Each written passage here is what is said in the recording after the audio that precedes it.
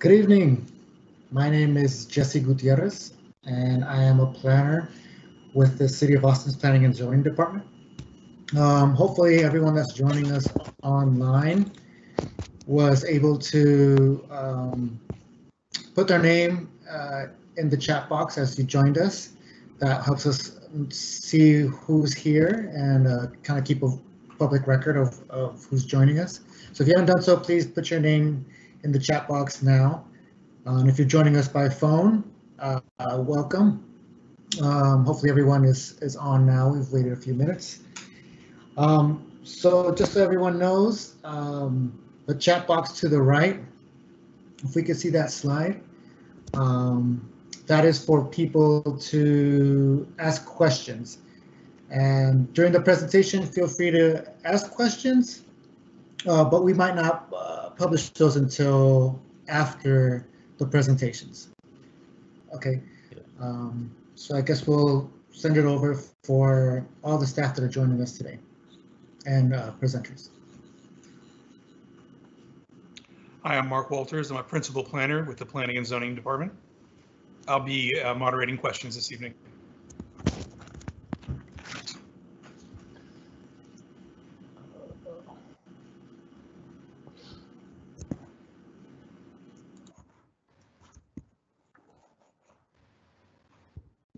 Hi, I'm Jeff Engstrom. I'm a planner with Planning and Zoning, and I'll be working on the back end. Let's get Maureen up next.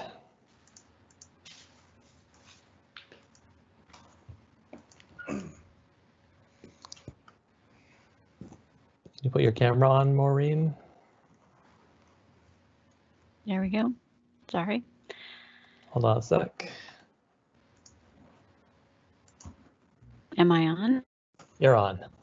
Hi, I'm Maureen Meredith. I am the case manager. So I do all the plan amendment cases for the City of Austin, and I'll be presenting the staff presentation.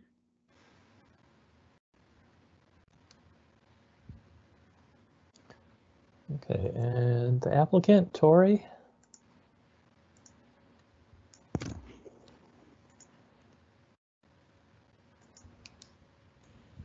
Okay, can you hear me? Can't see you. Hold on one second. All right, can y'all see me now? Not yet. I have my camera on. We'll just introduce yourself then if it's not working. Okay, well, my name is Victoria Hasse, and I'm with Thrower Design, representing the property owner of the subject tracts tonight.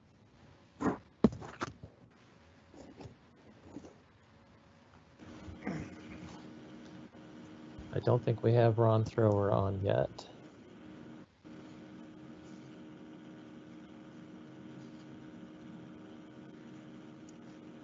Okay, so we just continue through the intro slides. Yeah, let's do that. Okay, so for everyone that's on now, as you mentioned, the Q&A box is where you're gonna enter your questions tonight. It's on the right-hand side of your screen, and just push on that purple button that says ask a question, and go ahead and do that.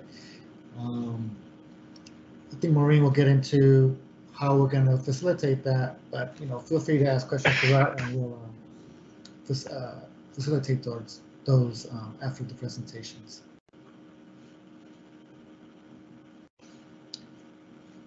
Next screen. So for live captions, we do have that option tonight. Also, if you look on the bottom right-hand corner of your screen, you should see a little widget that looks like a little gear. You click on that, you click on captions and settings, you should be able to have a drop-down menu with several languages that will run the captions simultaneously as the presentation goes along. So if you need a language assistance, that's there to help And with that, I think we're ready to begin. This is Maureen Meredith again. So as you know, this case is within the Crestview neighborhood planning area. Case numbers NPA 2020-0017.02. This is an ordinance required community meeting.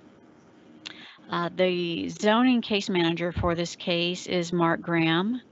There is his email and his phone number. If you aren't able to capture it just right now on the screen, don't hesitate to email me. My email is on the notice that you received in the mail, and I can follow up with you on any information that you need as far as his contact information. Next slide.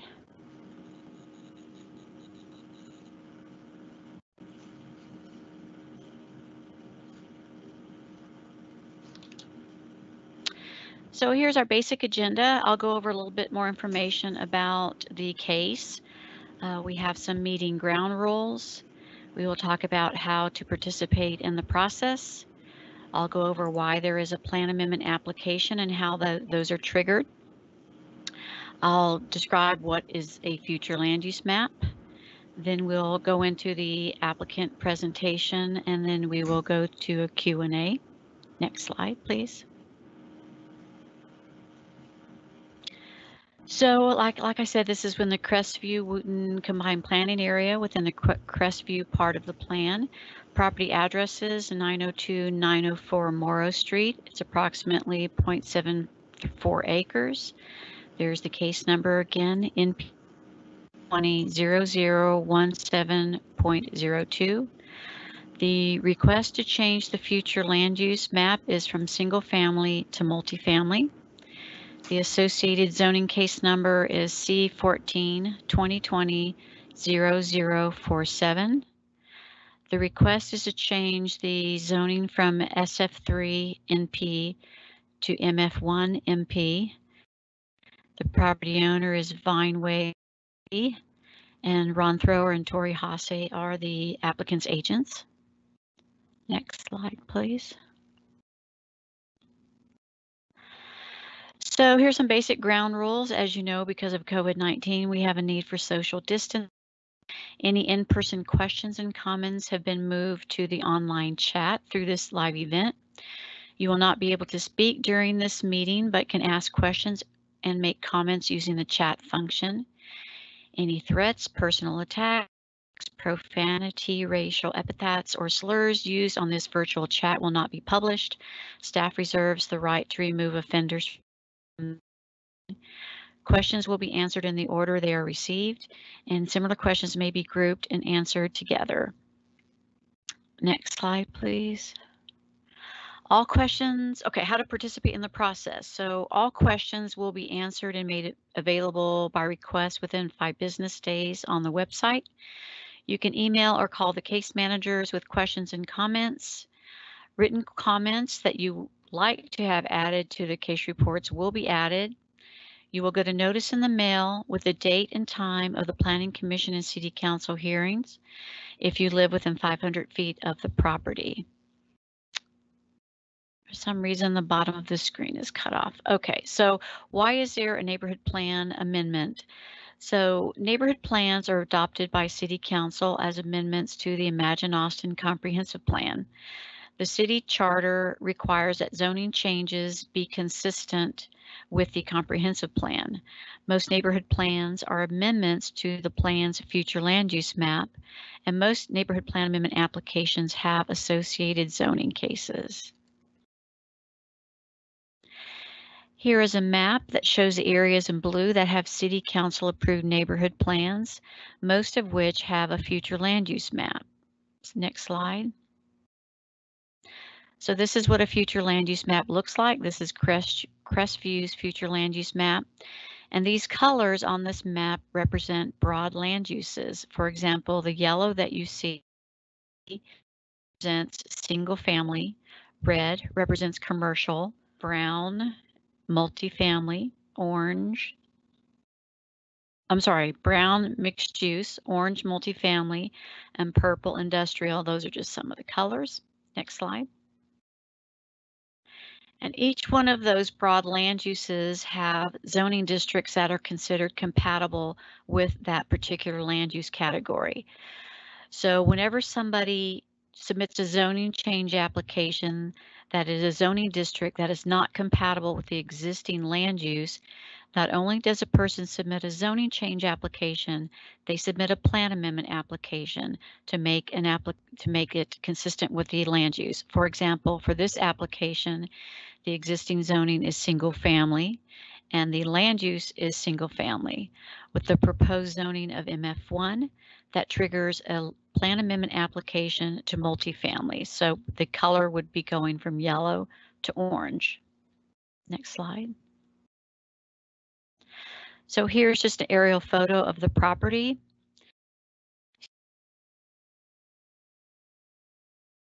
Next slide. This map, you can see the land use is yellow and that's single family. It has some multifamily to the east, and the brown heading toward North Lamar is mixed use. And to the south is the Crestview TOD, and it is the green with little dots. That is the specific land use category. Next slide. That is the zoning map. Again, it shows the property is zoned SF3 with some MF3, CSMUCO, and to the south is the TOD for Crestview. Next slide. This map just shows where the Imagine Austin corridors and centers are. So to the south is the Crestview Station Center, and you can see along North Lamar, it is that activity corridor. So that is the end of my presentation. So next we will go into the presentation by the applicant's agents.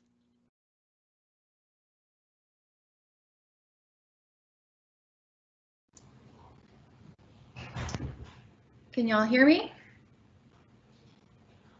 Yes. Okay. Hello, everyone. My name is Victoria, and I'm with Thrower Design. We represent the property owners of the subject tracts. The image you see before you is a survey of the property as it sits today. The properties combined are 0.75 acres, and there is an existing house that is in poor condition and it's vacant at the moment. A permit to demolish the house has been approved by the city, although the demolition work has not begun at this time. Next slide. So our request to modify the future land use map from single family to multifamily, and it will allow the construction of 11 to 12 townhouse style homes that will be sold individually.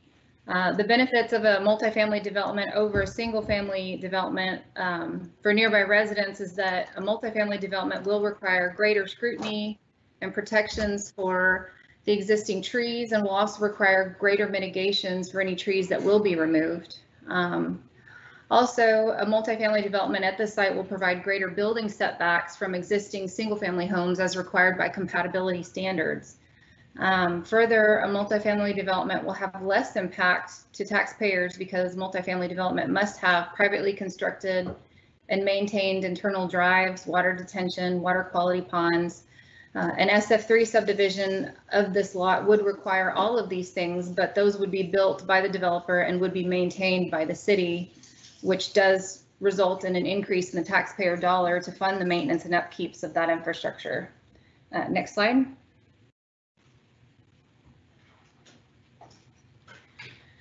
While this meeting is about the request to change the future land use map, we understand that there is likely concern for the zoning that will come forward with the future land use map amendment. Therefore, we have provided some comparison information between the existing zoning and the requested zoning. The table on the left shows the standard development regulations per the current zoning district and the proposed SF3 versus MF1. The table on the right shows the comparison for this particular lot and development within those zoning districts. Today, the property can be subdivided in up to 5 lots, with each lot having the ability to construct a house and an ADU. In total, that would yield 5 houses, 5 ADUs, or put another way, 10 dwelling units in total.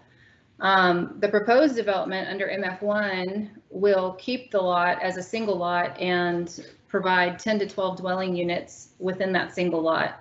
And as you can see, there are some increases in certain site development regulations, but those increases aren't substantial. The increases come with building cover increase of 5%, impervious cover increase of 10%, and a height increase of 5 feet. Everything else remains the same when compared to single family 3 zoning districts.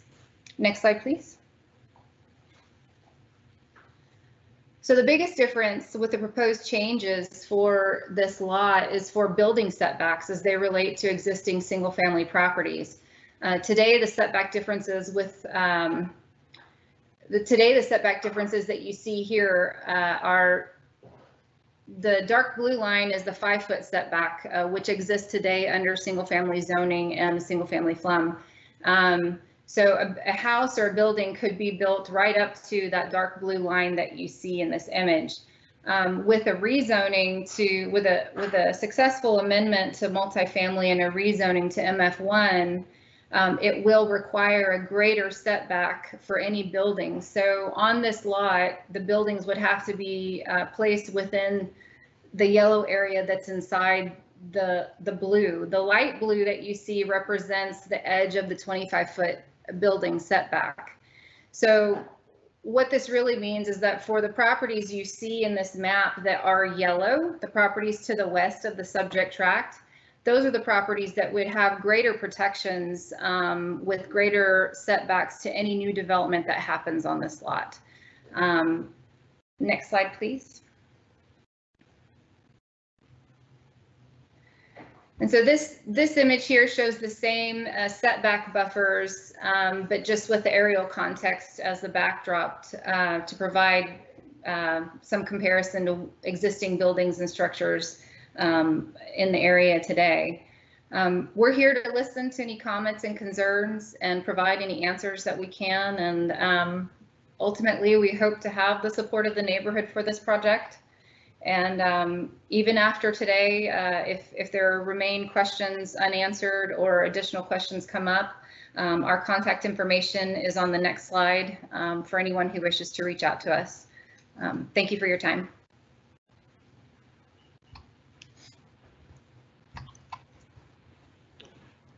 Well, that's the end. Well, this is Mark Walters. This is the end of the presentation, and now be happy to field any questions from any attendees. I just let you all know that there is a 15 to 30-second delay from when we speak to when you hear us. So just let you know that, particularly as we wrap up this meeting, we'll give it a little bit of time once no more questions to see if anybody has one before we sign off for the evening. So with that, I'd be happy to answer any field any questions.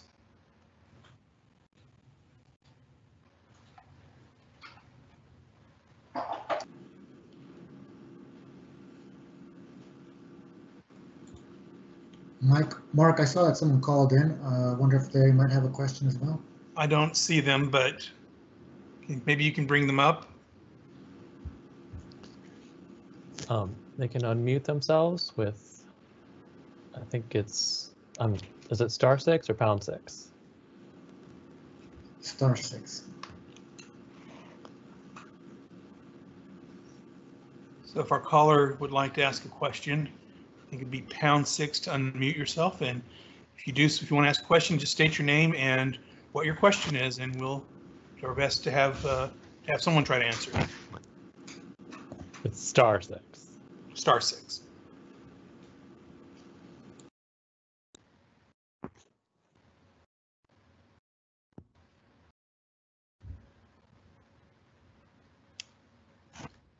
Well, our callers don't seem to have any questions for us at this time. If anyone watching has any questions, please submit them now or in the next minute or so. We'll be signing off, and if you have questions after that, you can contact Maureen Meredith or Mark Graham, the 2 case managers for the plan amendment and zoning cases. Here is their contact information, Maureen's contact information. as well as Mark's.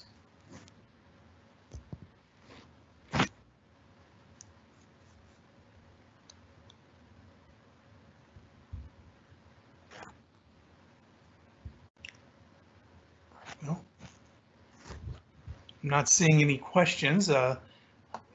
Tori, is there anything you'd like to add before we sign off here? No, not really. Just particularly that if people do have questions after this meeting, they can always reach out to us by email. We would love to hear comments, concerns that the neighborhood may have. That's about it. Okay. Well, seeing no more questions and give it about another 30 seconds, we'll be signing off. We wish all of you a great evening. Oh, here's a question that just came in. It says, are there any preliminary site plans of the proposed development available? At this time, we do not have a preliminary available. We wanted to wait and see how this goes before the client starts, the property owner starts expending resources on that. As many know, it's an expensive endeavor. So. Okay. There's another question here from Chip. Is how many people are in attendance this evening? I think anyone have an answer? I think two or three that I'm aware of, including yourself. Jesse, do you have a sense of how many people are in attendance?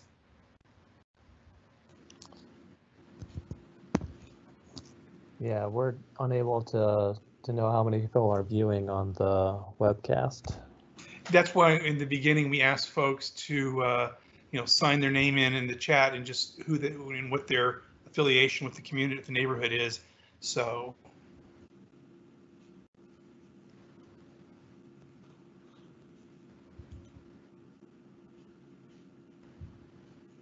if anyone out there would like to add their name, we can know who's here. I know that Chip and a gentleman representing the contact team are on because Chip asked a question, and the gentleman from the contact team signed in as such. And then one other person signed in as anonymous, so asked a question. So from what I can tell there's at least three. And Jeff, you said there's someone who called in? We do have a caller. I think it might be Mr. Thrower. Okay, or the caller actually might be the other, another one of the representatives for the property owner.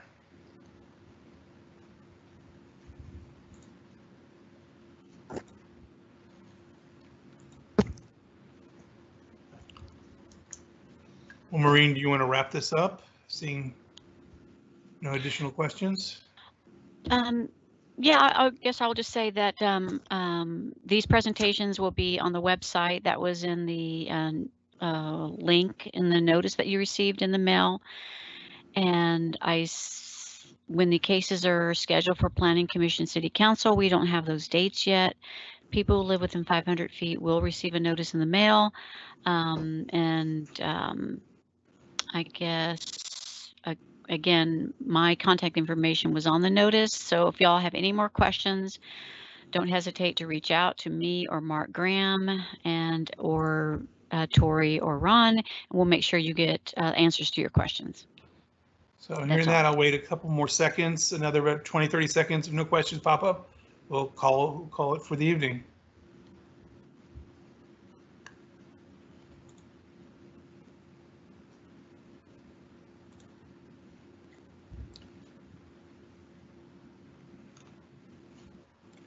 And if you have any questions, you can contact the agents or the case managers.